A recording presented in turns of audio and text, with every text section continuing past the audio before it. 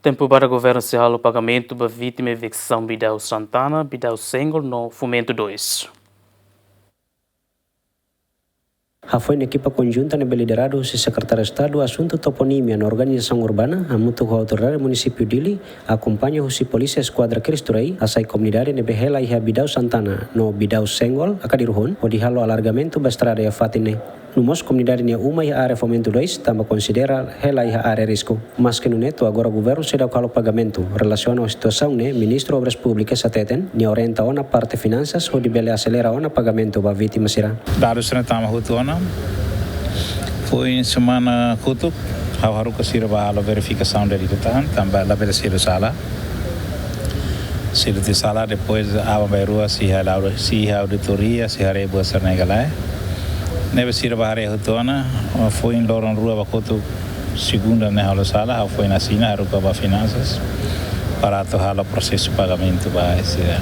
Depende da Roma semana ida, da Roma lato, no sistema sira da lais, pela lais lita. Impentim a sira ne conta bancária completo, nega. Governante nemos informa pagamento tarde, também falhanço se vítima sira ne documentos lá completo. Ulo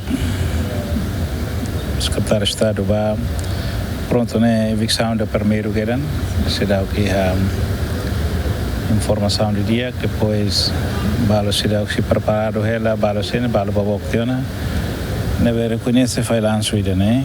Sistema maca da Romanaro, mas ainda tem que halar cuidado.